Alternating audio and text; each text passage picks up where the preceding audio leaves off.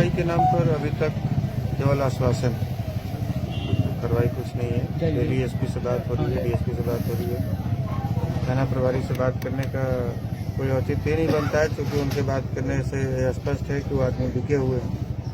स्थानीय नगर थाना प्रभारी जो है और अपने हिसाब से आईओ नियुक्त किए हैं। हालांकि आईओ से बातचीत कर रहे हैं, जैसे जैसे कह रहे हैं आईओ तो कर रहे हैं, लेकिन दबाव में है थाना प्रभारी। वहाँ एक मंत्री का संरक्षण प्राप्त है उसे, जो मुख्य अभियुक्त है वहाँ, जिसने इलाज के लिए जाने से भाई को रोका, जिसने इलाज में विलम्ब कराई, जिस वजह से हमारे भाई की मृत्यु हुई। उसका नाम राहुल चंद्रवंशी और एक चंदन चंद्रवंशी, वो जेएमएम का युवा जिलाध्यक्ष है।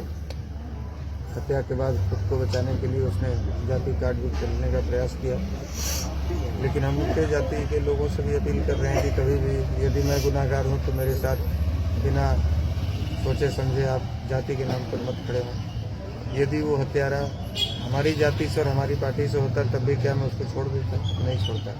तो उसमें जाति नहीं ढूंढी है। यदि किसी के भाई की हत्या हुई, किसी के बाप के, किसी के बेटे की हत्या हुई, किसी के पति की हत्या हुई है, तो हत्यारा कोई भी हो, आप उसके लिए न्याय की मांग कीजिए, जो जिसकी हत्या हुई है, और हत्यारों के लिए सजा की मांग कीजिए, ताकि आगे इस प्रकार के घटना की पुनरावृत्ति न हो, हत्यारों का अपराधियों का मनोबल न हो। झारखंड में जो भाजपा का तो बहुत बड़ा संगठन है, तो उन लोग क्यों नहीं वहाँ पे? माननीय पूर्व मुख्यमंत्री रघुवर दास जी का, माननीय पूर्व मुख्यमंत्री बाबूलाल मरांडी जी का, सबों का कॉल आया हमारे पास में। माननीय निशिकांत दुबे जी जो वहाँ सदा सांसद हैं, सबों का आया है, लेकिन ये है वहाँ विपक्ष में है भारतीय जनता पार्टी। ये तो अपने अपने स्तर पर सब लोग प्रयास कर रहे हैं, डीजी को भी फ़ोन कर रहे हैं, एसपी को कर रहे हैं, जहाँ तक बन पा रहा है वरीय प्रशासनिक अधिकारियों को फ़ोन कर रहे हैं। लेकिन जिनकी सत्ता होती है, और यदि सत्ता में कोई मंत्री पद पर है, और यदि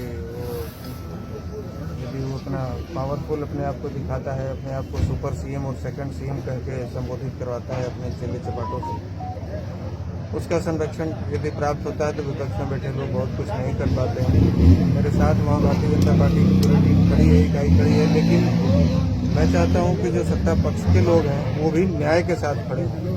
हम न्याय के साथ खड़े न हों, ये तो गड़बड़ हो जाएगा। मैं जब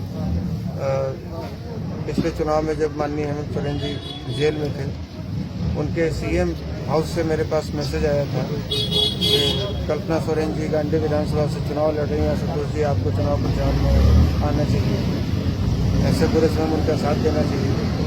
मैं बगैर कोई सोचे समझे, मैं किसी पार्टी में नहीं था, मैं अपना संगठन चलाता था। 7 दिन तक जाकर गांधी विधानसभा में प्रचार किया। गिरिडीह में जो उनके सुदीप्तो सोनू जी हैं, उनके रिजॉर्ट में रहा, वहीं से मैडम का पूरा ऑफिस का संचालन होता था। और मेरे जाने का प्रभाव भी हुआ कि 8,000 हमने अपने समाज के 14,000 में से 8,000 वोट हमने दिलवाया है। तो लगभग 90% वोट जो पोल हुआ हमारे समाज का मैडम को मिला। तो क्या ये दिन देखने के लिए हम लोग आपके साथ में खड़े हुए थे? और जब हमारे जैसा व्यक्ति, जो आपका बुरा समय था, हमने आपका साथ दिया, और मेरे भाई के मरने के बाद इस प्रकार से होगी, तो आम जनता का क्या होगा?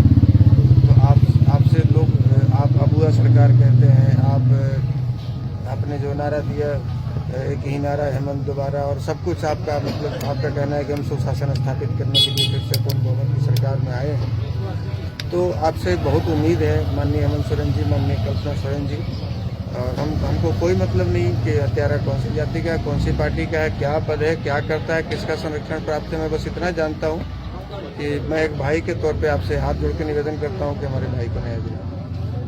आप क्या चाहते हैं?